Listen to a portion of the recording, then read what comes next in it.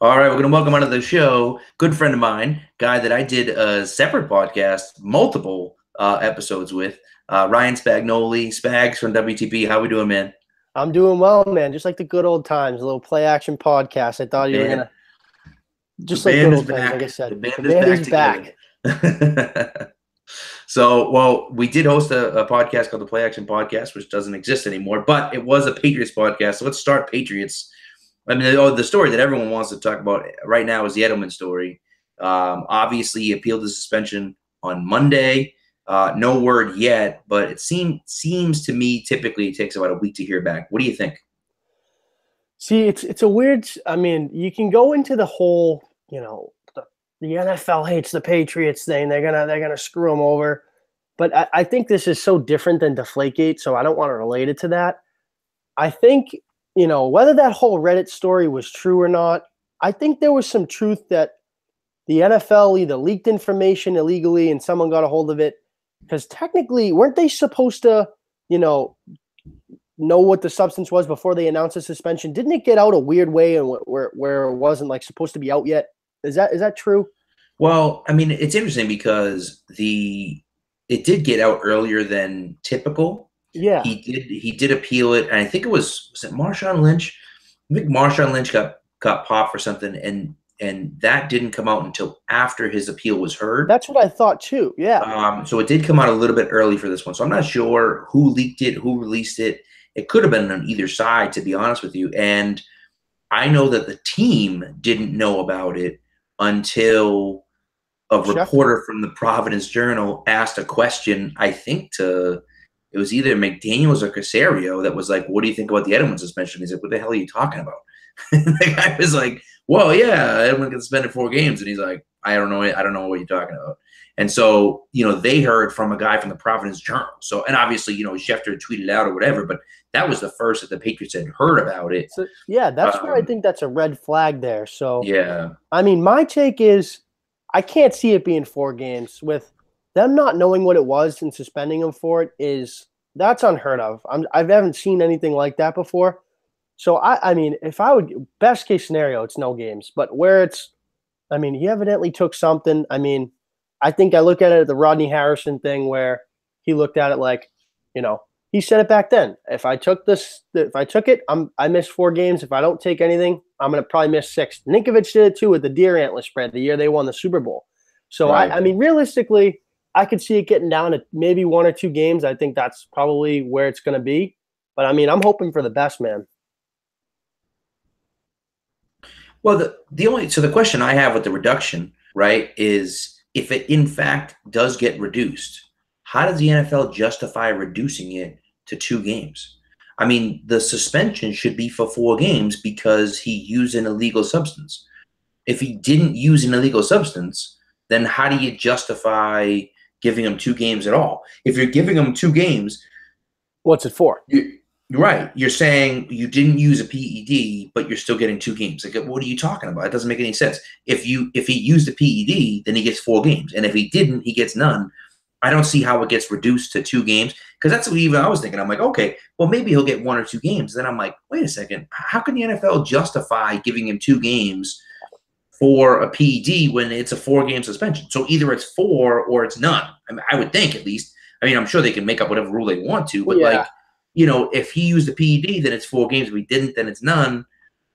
I guess. I don't know. I mean, the only other thing about the them not knowing what it is, I think one of the arguments that people have made and one of the things that people have said is that some of the compounds that break down around it, even though they don't know the substance that it is, if these 4 or 5 different compounds break down and are kind of linked to this same drug, and it's similar to other drugs that are banned, then they can look at it the same type of way, if that makes any sense. So, like, say, No, like yeah. like an anabolic steroid. Okay, there's like 4 different compounds.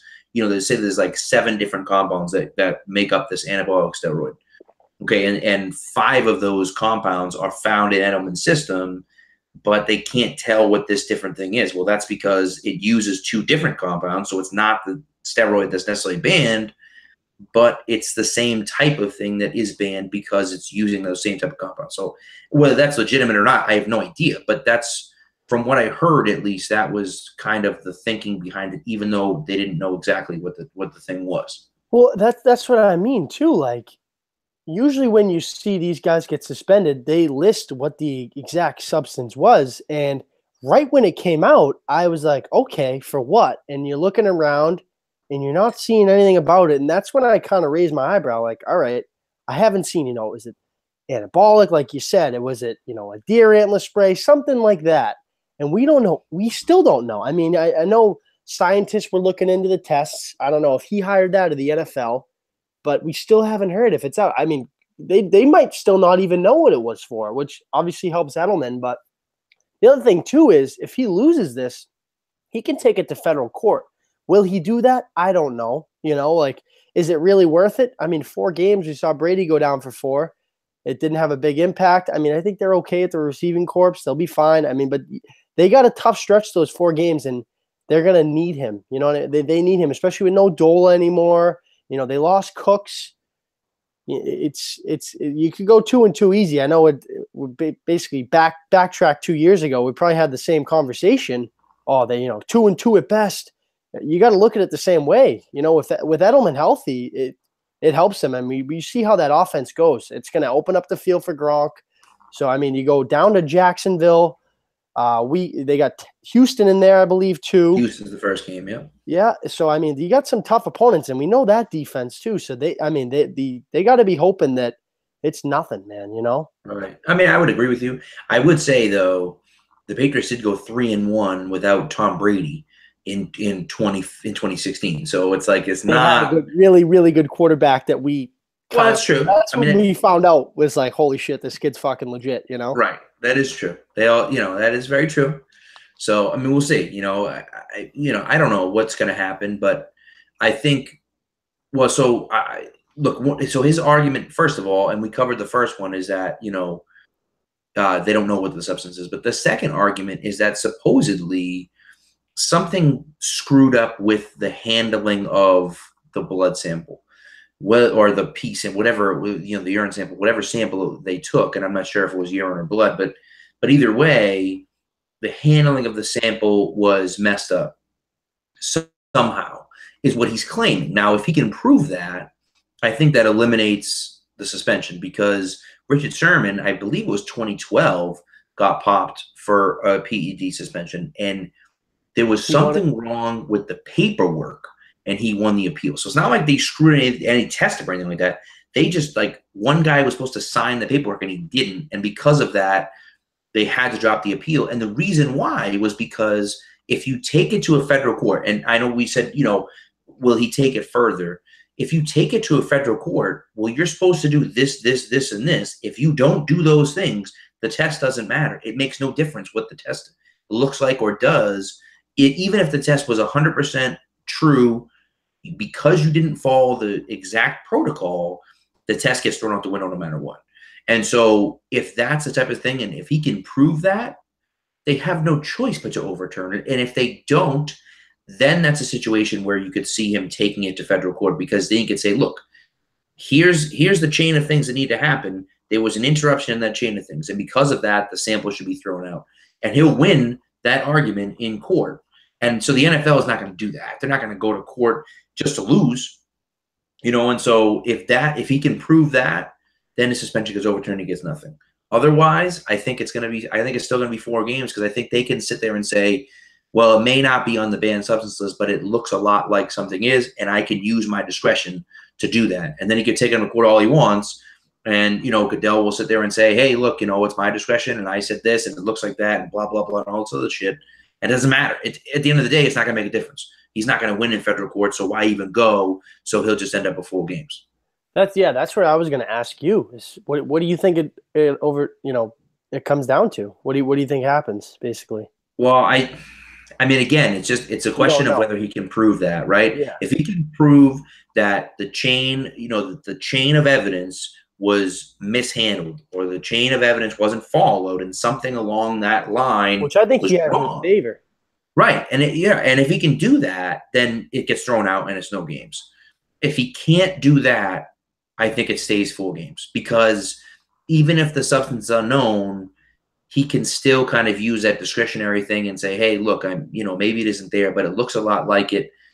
And from what I believe that it's not the first suspension ever to have an unknown substance. So it's like, even though maybe that substance isn't there because of, the other compounds that could be present, maybe, that could still result in him getting suspended. I mean, clearly they gave him suspension. They weren't going to say, okay, we gave him a suspension for nothing. It's not like they said, well, we can't see what that is, so we're just going to suspend him. That doesn't make any sense. They have to have thought that was something shady. And if that makes sense, which in their eyes, obviously it does, if that makes sense, then I imagine that the suspension will hold up. Like I say, unless he can prove that the chain of the evidence, was interrupted at some point, in which case the sample gets thrown out because it doesn't matter. Well, yeah, that too, and not even that he took something or not, because I don't want to throw him under the bus because, like I said, we don't know yet. But I believe it was Matt Light. No, it was Rob Ninkovich. Maybe he was on EI or maybe even like a CSN. Nink was definitely on EI talking about it. Yep. And I didn't see the whole interview, but he basically said, with how with how health is today and what what you need to take and all this stuff. I mean, these guys have personal trainer. Obviously, he's a Guerrero guy. Eat this, this, and this, and they don't know what's in half of that shit. Half of it's foreign stuff. It's not approved by the FDA. I mean, he's got his eating line with JE11. He had those hamburgers and stuff. He's not making those. He's not knowing what's going into those. And I'm not saying that's what caused it, but I mean, for the most part, you can make the argument players know what they're putting into their body.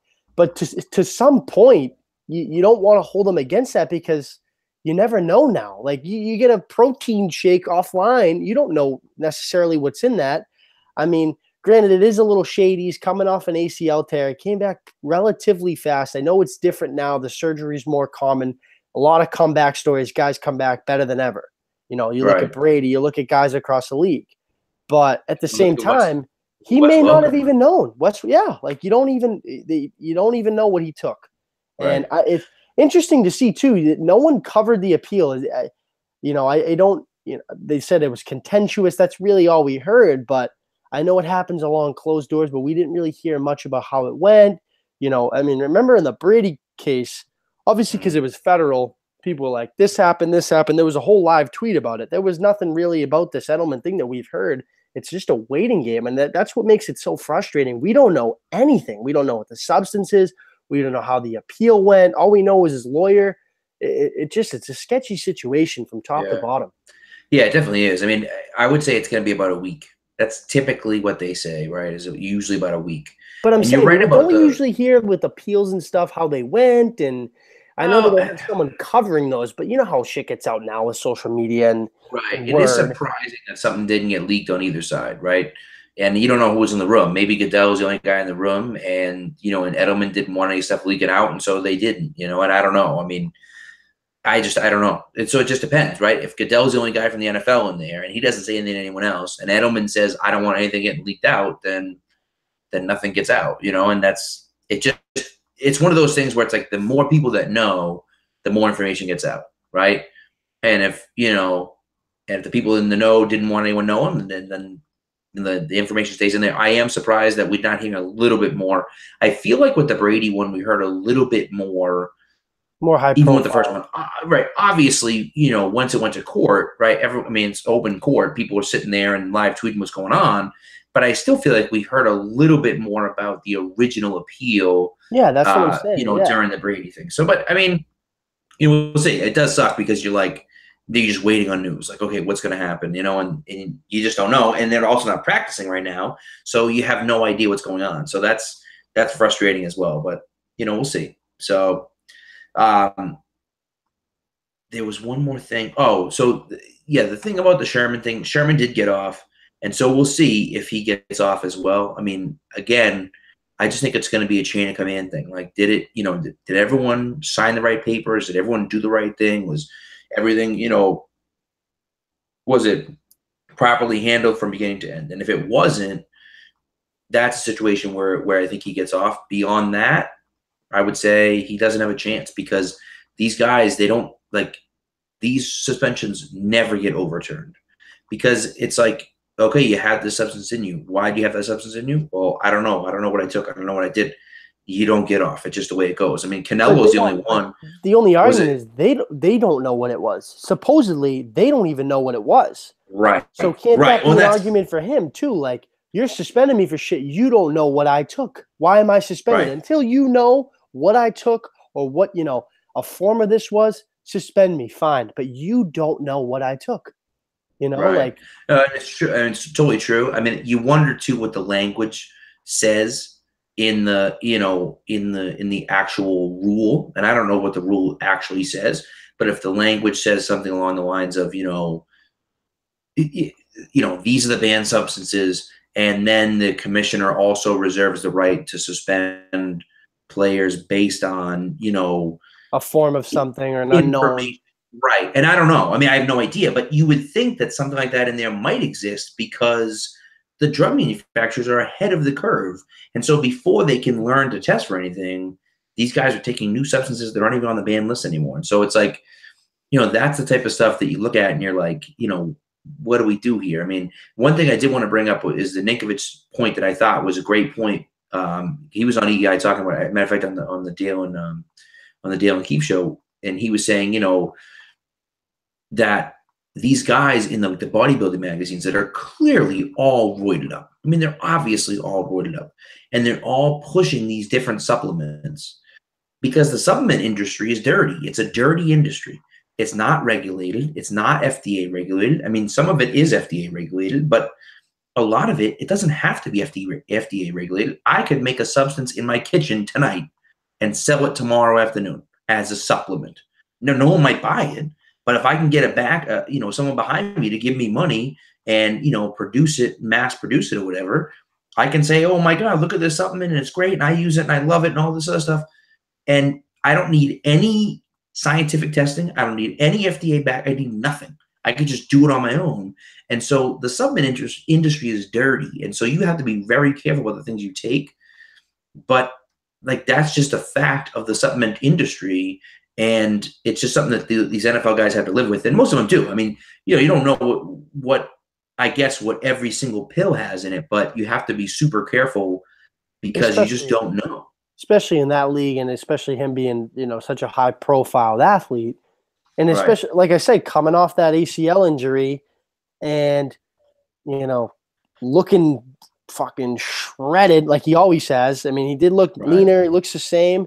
Come back fast. You got to know, Jules, that something's coming. Like I don't think it's like the MLB when you kind of know. I mean, I think they protect themselves a little bit. That's another story for another time. But you got to expect, you're going to get at least one, whether you know or not when it's coming. The way you came back and the way you looked. I mean, you saw him in early May, late April on his Instagram and everything, cutting, running full speed. I mean, I was even like, holy shit, man. I know. Well, the one thing I'll tell you is that, I mean, look at Welker. Welker got injured in December and was at training camp in July. And so, you're talking about 7 months. Now, Edelman got hurt last August. And so it's like, it's been a while. So it's like, so it's not, it's a little bit different. I mean, so, there is I think it's a pretty consistent time frame. But you're right. It does seem like when these guys are coming back, Ninkovich was coming back for an injury. Harrison, we got possibly a tricep, right? Ninkovich, he tore his tricep or something. Ninkovich, I think was a try. I think you're right. Harrison was coming back from the knee injury they got in Pittsburgh. Ray Lewis when he's using the De'Aaron spray. All these different guys that are trying to come back from injury, they use kind of a little bit extra just to kind of get themselves back in the game. And so I think that kind of it makes sense. And also, I think for me, and I was talking to someone about this, I think having them out the first 4 games of the season might not be the worst thing in the world. I mean, really, for him, it's kind of like, okay, I mean, I know it's Edelman and we don't necessarily want him out, but, I mean, he doesn't get hurt. He gets to rehab a little bit more. I know he can't be in the facility, but he can be at, TB12. He can be doing his own thing. He'll be fine, and he'll be working out those 4 weeks and getting that knee stronger and stronger and stronger and ready to come back. I think it may not be the worst thing in the world to lose him for those first 4 weeks, even if they go 2-2. So they go 2-2. I mean, 10-6 wins the division. So even if they go 10-6, which they won't, they'll probably go at least 11-5, if not 12-4. Even if they go 10-6, they still probably win the division. So it's like, you can lose 2 games early. So what, But you know him, and he's a gamer. He wants to be out there, especially missing the last year. That was devastating. I mean, dude, I was in tears for him. Like, and it sucks too because obviously Brady's everyone's favorite player, and he is for me too. But that's a guy you look at, and that's what I said too on my podcast. Like, it's a shame whether he gets suspended or not, because that's a guy you look around the league. You can hate the Patriots all you want. You can't hate that guy. College quarterback, came in and worked his balls off, started from the bottom all the way to the top, made one of probably the clutchest catch in the history of football, and just a gamer, works his balls off, tough as nails, undersized, and now he gets popped. So it's like, dude, and like obviously it happens more in football than it does in baseball, and it's not as big as it is in baseball. Obviously, their suspensions are 80 games, and they hold that against you for the Hall of Fame. Right. But it sucks, just like him being, he's my favorite player, and I love watching him play, and seeing him go down. It's like, dude, come on, man. Like, yeah, it sucks. It does suck. Yeah, it does suck. That's the way it goes. What are you gonna do, right? So, all right, let's get it. So let's hope at least, right, that he clears it and gets nothing and he's back. But we'll see what happens. But let's see what happens. So I'm hoping at least that. I'm hopeful, right, that he'll clear it, but absolutely, who knows? Patty. So let's skip over to the Bruins because the big news is that Tavares is a free agent. Yeah. And there is some talk about him. Matter of fact, the Bruins had a meeting with him yesterday. Yesterday, or was it today? Yesterday was the briefest of the 4 meetings, but I mean, there was a report out there that this guy is so meticulous, and he's. Hockey players are very different. We know that, and he's a very low key guy. He's not very outspoken. He's more of a lead by example. He was the captain there for I think 5 or 6 years, and they had the briefest of the 4 meetings. Whatever that means, it doesn't matter. What do you got to sell them on? It's Boston. It's out of those markets, it's the best one to play at. You can argue Toronto, but it's the best place to play. Realistically, the most up and coming team. They had 112 points with one of the youngest rosters in the league. What else do you need to tell them? You got to sit there for 4 hours and tell them, hey, this is why we want. No, your history speaks for itself. Right. I mean, to me, it's a good, it goes either two ways for me. Either it's a good thing or it's a bad thing. And to me, I think it's more of a good thing, but you could make the argument it's a bad thing because it's like, well, what do you think, John? You got any questions? No, I'm good.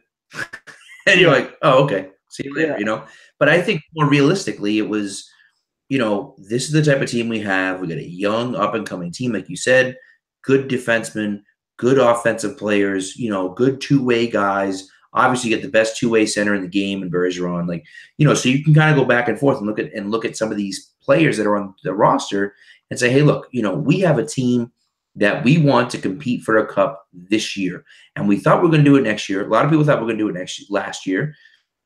But the thing is that our guys are young. The guys that we're relying on to score a ton of points are young.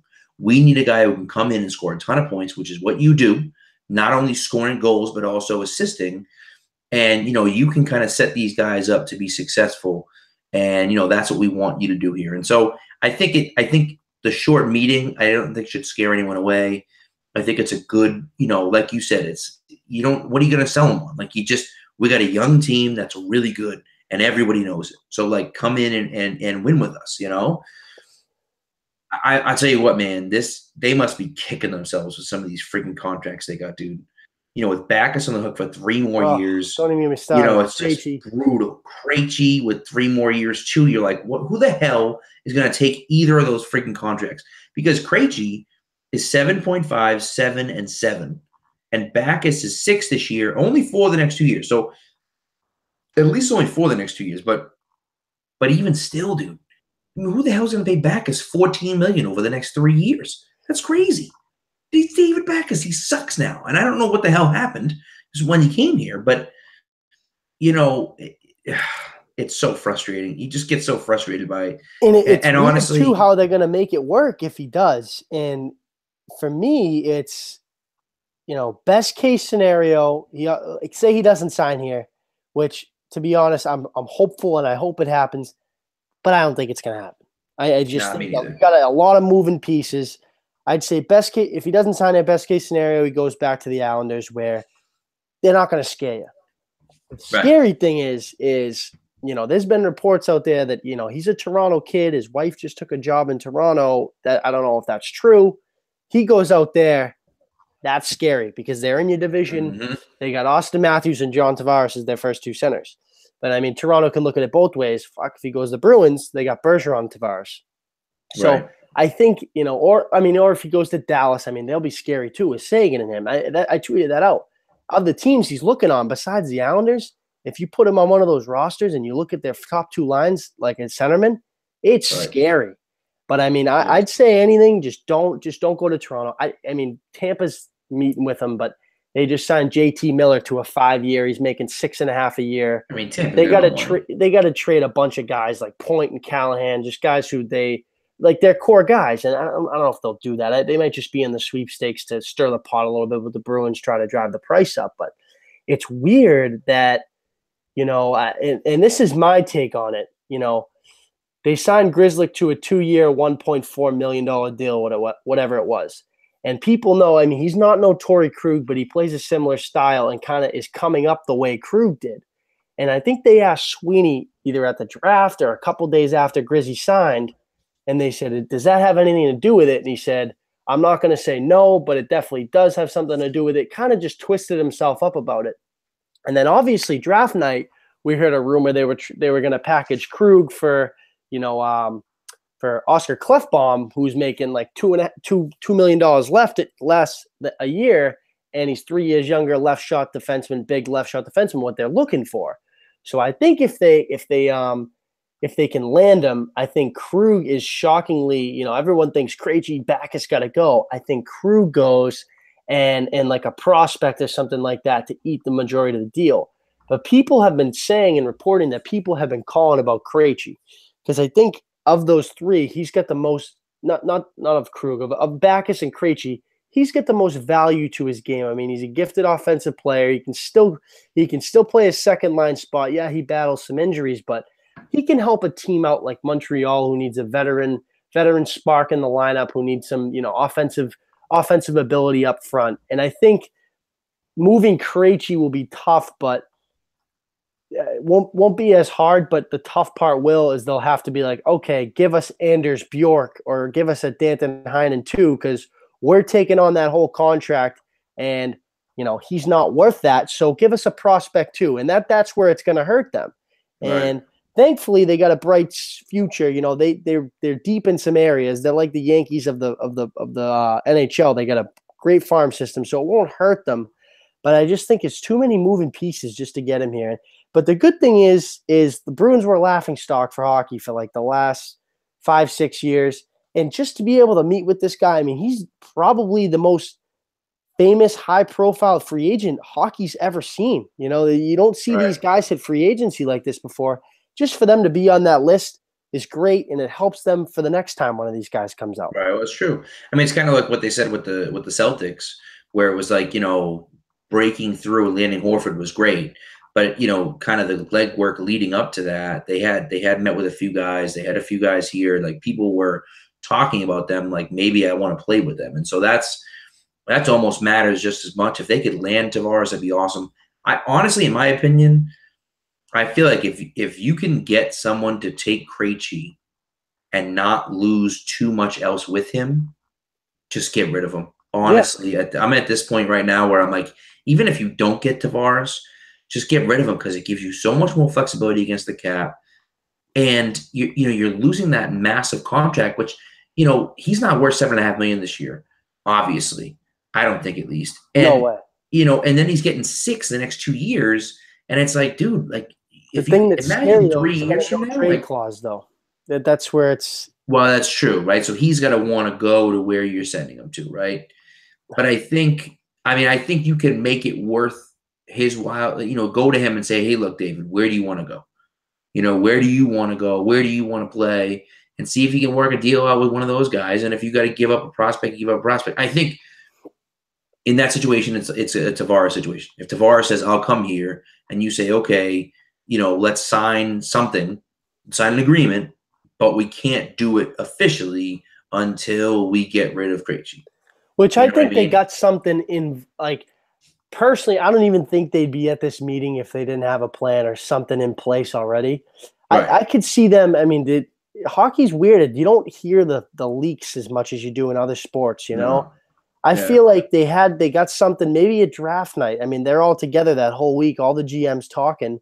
Right. I wouldn't be surprised if they got a deal with, say, God, Florida or whoever, any other team, Team X, for, hey, if we get Tavares or he wants to come here, what's the deal for Krejci? And they got a deal already, so it's already in place. Because personally, they can't really do much until they get dumped that. They can't afford him unless Right. signs like a $6 million. They got $12 million in cap space. They don't have a backup goalie. They don't have a fourth line center. They got some holes already, and you got to disperse that somewhere. Right. I agree. So we'll see. I think you and I are both on the same page, though. I think, as cool as it is and as awesome as it would be, I would be surprised if they ended up signing. Yeah. So, But like I said, it's good to be on that list, and finally the Bruins are back to being that original 6 team that's always good. I mean, granted, Tavares or not, they're going to be good for a long time. right. Obviously you got some guys you got to pay. Like that's another thing too. Like McAvoy's up next year. He's going to want 8-9 million. DeBrusque's up in 2 years. Donato's up next year. You got so many young guys that are up that are going to demand big money. And, the Krejci contract sucks, but they got very, very lucky with David Pastrnak next year. He's making 6.2 or 6.3 a year. Brad Marchand's making 6.1 and Bergeron's making like 6.8. That's the best line in hockey, and they're, combined $19 million. Right. That's a really good deal. That's And I mean, huge. Chiarelli signed Krejci to that, but at the time he was worth, I mean, I don't know, I'm not going to say 7.5 and maybe not the year's length. He was always an injury prone guy, but he was coming off that monster 2013 playoff, and he was great when we won the cup. Granted, that's 5 years ago in 13 and 8 in 2010. He's a prospect then, but at the time it was okay. That's what the market is. That's what you want. We got to give it to him because he's playing well. Right. But man, the years that's where I was just like, God. And same with Backes too. I think he signed here when he was like 30, 31. Gave him a 6-year deal. It's like, come on, man. Yeah, it's rough. And he's been garbage since. He's done nothing. I mean, he's heart and soul. Like he works hard. He's a Bruin at heart. He's right. a tough guy. He'll stick up for his teammates. He works his balls off. But for that money, if you're making that money, you better be David Pastrnak, Brad Marchand, and you're not. And he never was. I agree. So, listen, Spags, I'm gonna obviously edit this part of it out. But one I forgot to tell you. I always finish my interviews now with your greatest weekend warrior moment. So like you personally, like your greatest moment as a weekend warrior. So not on like and it could be like a club team, or it could be like like a men's league or like something like that, but not like a school sanctioned event. Okay, so it can't be like winning the N10 champ, like something like that. Exactly, right. So not that, but like something as like a weekend warrior. So like, you playing ball with your buddies, or you playing pickup street hockey. I relate it to the Super Bowl? Like that's a weekend, right? Say that again. Can I relate it to the Super Bowl? Yeah, what do you mean? Like I mean, I got a funny story about the 28-3 thing. I mean, that was on a weekend, like something like that. Oh no. What I mean is like so weekend warrior is someone who like plays sports like outside of the like an actual sports team. Okay. So it's like your greatest moment in sports, not on like an official sports team. Okay, let me think here. Does that make sense? Yeah. I mean, I could say street hockey with my buddies or something like that. Well, that's what I'm saying. It could be like a game of street hockey where you scored the winning goal or some stupid shit like that. You know what I mean? Yeah. Like it could be just like, oh yeah, whatever. Like I got a good one for you. I got you. All right. So that's what I'm saying. So that's why it's like, everyone's got those stupid shit. Where you know what I mean? You got to think for a sec though. Right. Exactly. Yeah. And I always mention at the beginning. We got a wise guy comment of the day anyway. So. Oh, do you? Yeah, it's like say something wise. Oh, okay. I like that. Oh, okay. I like that. Say something wise. I like that. So, all right, I guess that just about does it. Before we let you go, Spags, I do want, this is the Weekend Warrior podcast. And for those of you that are new listeners, Weekend Warrior is someone who plays sports kind of outside of, an official sports team or just with your buddies or a men's league or whatever. So I know you play hockey in college, but we want your greatest Weekend Warrior moment.